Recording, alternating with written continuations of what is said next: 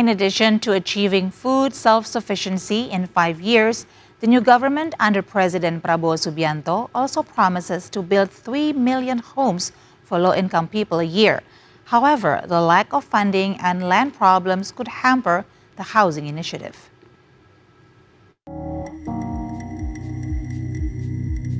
The 3 million houses per year program is expected to reduce the housing backlog, which reached 9.9 million houses as of 2023. The housing backlog refers to the gap between the available homes and the number of homes that are needed.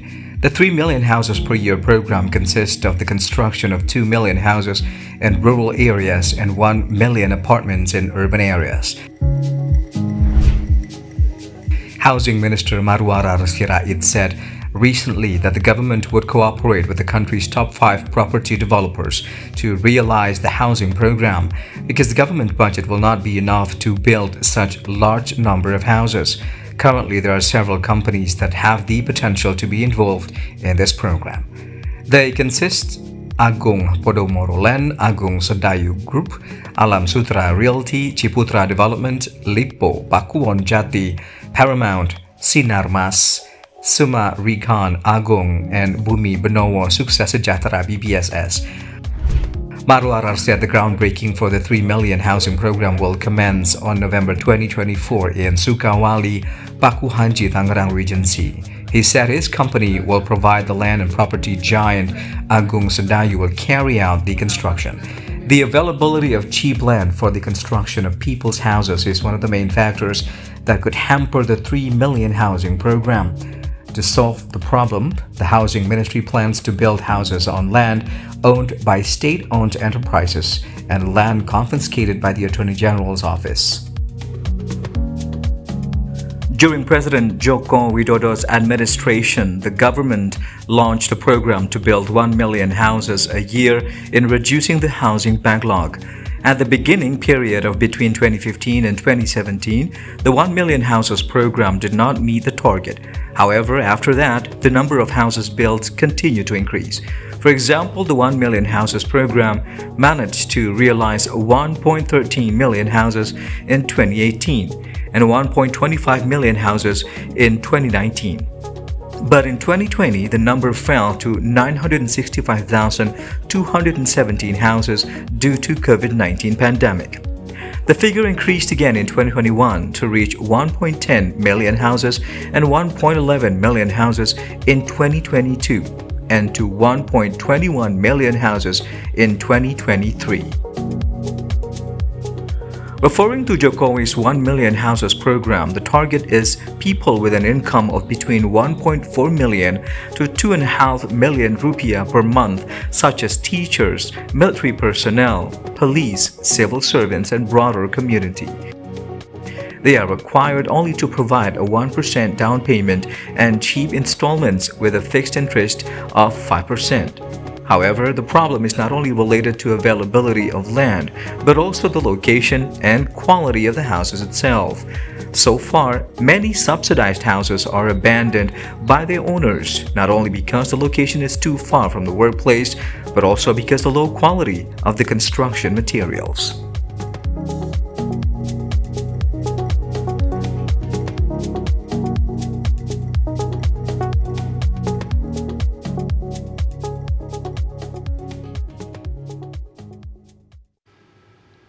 In addition to ensure self-sufficiency in food production, our new government also plans to build 3 million homes a year for low-income people in urban and rural areas. Now, joining us today in the studio, we have Anton Sitorus, Jakarta-based property market analyst, who will provide us with his views on the opportunities and challenges of the government's 3 million homes a year. Good day, Pak Anton. Terima kasih banyak. Thank you so much for joining us in the studio. Now, of course, you've heard about the new government plan to build 3 million houses yearly for low-income people to cope with the housing crisis in Indonesia. Now, of course, this is not exactly a new plan. The previous administration also had this project, although it was only 1/3 of the size that the current administration is proposing. Last time it was 1 million homes. Now it's 3 million homes each year. Now, based on your knowledge and expertise, especially about availability of land and funding. Do you think such a mega project is feasible, Pak Anton? Thank you, Mbak Siska. For sure, it's quite an ambitious goal, yeah, because for the first time we have a 3 million target per year, which if you look at the history in the last 10 years, the government targeting about 1 million per year is not every time it is being successfully, but like you mentioned before, that this 3 million housing project is, I think, is quite difficult to reach, because there are so many things that the government need to overcome. You mentioned about land availability and funding, and we also thinking about the infrastructure, the sustainability of the project. So there are several aspects that need to be done if we want to reach that target. But before that, I think I want to a little bit review about the target, yeah, because it says 3 million, where 2 million in the rural areas and 1 million in the urban areas, in the cities. Yeah, I think the government need to carefully plan the program, because as we all know that most of the housing poverty is in urban areas, not really in the rural areas or in the village. Yeah. From what I understand, in the village, usually people already has their own houses, living place. But we do know that there are problems there about the standard house in terms of health, the air ventilation, the sanity.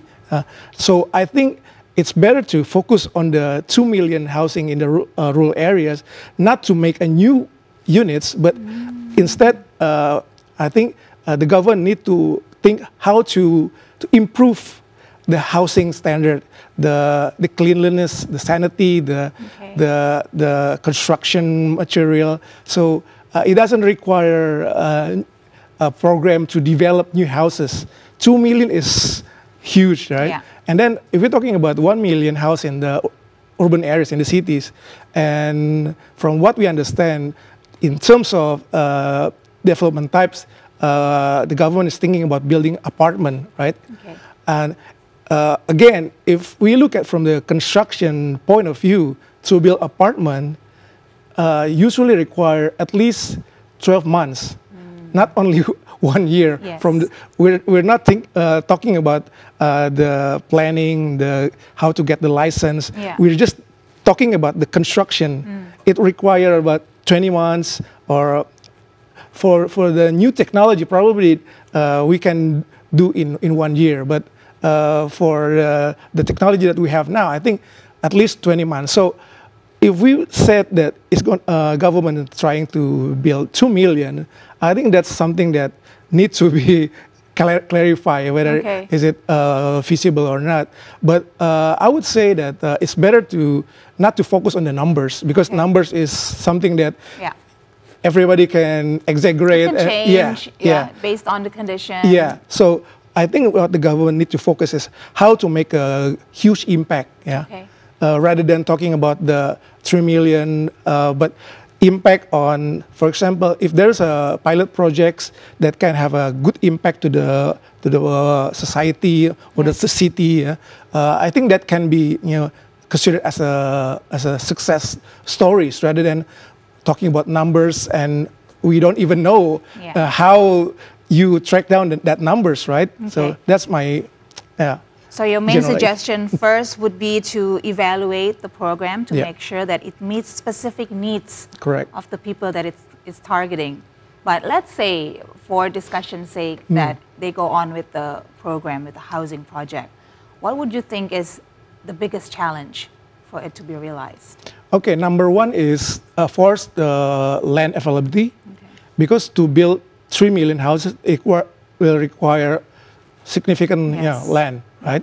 Are there any land available at this time? Well, the government said that they will utilize the state-owned land, and then the confiscated land from DA office, for example.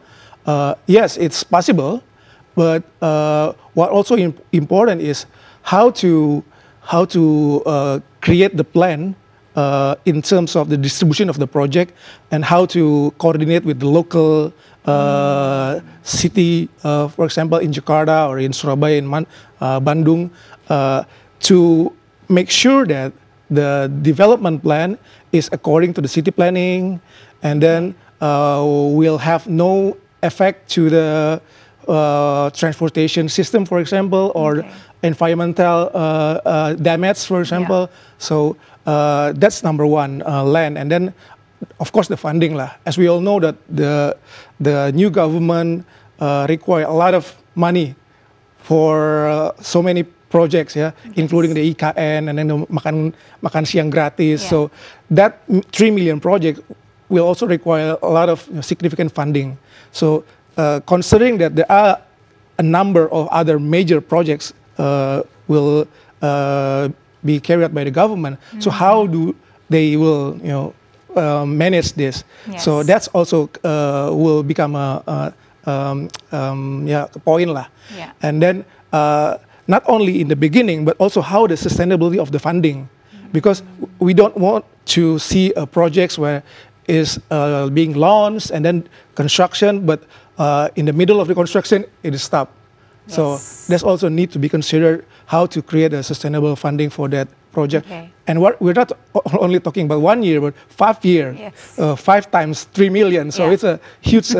So there will be a concern about the funding as well.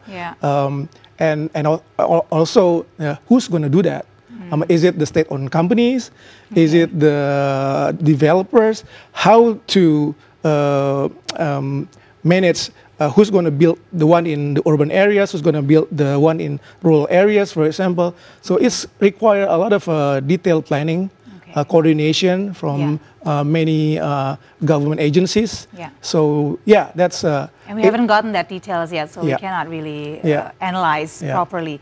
But a lot of interesting points you've made so far, Pak Anton. But I want to go back to the point when you said that for this housing project, the government is proposing to use land owned by state enterprises and those seized by the Attorney General's office. This was also stated by Housing Minister Marwar Sirait himself. Now, do you think such a proposal can resolve the matter? Because as you said before, there's a big bureaucracy that needs to take place and the coordination between government agencies. As we now know, there's still a lot of red tapes, even between agencies. So could this actually be another problem for the government to solve? I think it will depend on how government manage that issue, right? But I think it's a very good idea because we all know that there are quite many state-owned lands in many major cities being underdeveloped. So it's a vacant land or unused land. So that's a good idea. As long as the government can make a good scheme on that. For example, if it's government land, it cannot be sold to individuals, right? But if the government can create such a rental long-term lease concept, for example, so they build a rental apartment in the city, in the prime areas, I think that will become a good attraction, a good appeal for people, especially for the millennials generation, because they, according to many surveys, they said they want to live in the city rather than in the outskirts, far away from the happenings place, right? So it's a good idea. So, but again, like you said, there are many things need to be overcome. How to coordinate between the agencies, the landowner and the developer. Who's going to do that? Who's going to do this? And then in terms of funding as well. So there's a lot of homework for the government to achieve their target. Okay. Now you mentioned about the importance of location. I mean, that's the number one thing in property, right? Location, location, location. And you mentioned for a lot of young people, they would prefer to have a house or an apartment that is not too far away from where they work. Now, in the past, many tenants of subsidized houses abandoned their homes because of that very reason, because it was too far away from their place of work. Now, how should the government then find a strategic location for this mega housing project other than the plan to use state-owned buildings? Yeah, again, it will depend on how government make the plan for it. So if we're talking about the current situation, the TOD concept, for example, transit-oriented development, probably is the best concept if the government wants to make that kind of housing development. So integrating the housing with the transportation, although probably the area not to be not necessarily in the center, the city center, but as long as it is connected to the transportation system, I think it has a good opportunity to attract people rather than build housing very far away and with poor infrastructure, transportation infrastructure, for example. So again, number one is planning is very important, and like in many other major cities in the world, I mean, the TOD mixed-use development is something that can be planning, arranged, and again, there are so many lands belong to the government agencies located in the city, in many major cities in Indonesia, and if the coordination between those agencies is correct, I don't think this is impossible to build. Okay, so one last question, Pak Anton, before we end our conversation. The target is low-income people. How would you propose to make sure that the target can actually afford this new housing? Should there be incentives? How should the government treat this matter to make sure that the houses will be affordable? Yeah, of course. Because if we're talking about the targeted segment, which is the young people, young families, they don't have a big capacity to buy houses, especially for the down payment. Because if we want to buy houses, usually we need to prepare at least 10% of the house price. If you're talking about, let's say 500 million rupiah, so they need to have at least 50 or 100 million for the down payment. That's something that the government needs to help with the down payment assistance, for example, and then also for the monthly installment, the governments already have the program like FLPP and Tapera, where it provides a very low interest rate and a long tenor. So if that kind of programs can be provided in the new government, hopefully, we heard about the Prabowo team that's going to extend the PPN DTP program. Even they also saying that will increase the incentive with the BPHTB. That will be very good. And as long as the program can be informed in terms of the length of the program, I think the government should be careful. In the past, the government only provide for each every 6 months. But if the new government can extend like 1 year program, 2 year program, that will create certainty for developers or anyone who would like to participate in the program. So certainty is very important in the incentive program provided by the government, and also the socializing of the program is also important, because not many people knows about the FLPP and Tapera. So this is also very important. So of course, the government, not only to the consumers, but also to developers who would participate in the development of this low segment. All right. Thank you so much. So a lot of challenges, but also a lot of opportunities. Thank you, Pak Anton Sitorus. Thank you. We truly appreciate you sharing with us your time and your insights. All the best to you. Thanks for having me. Thank you.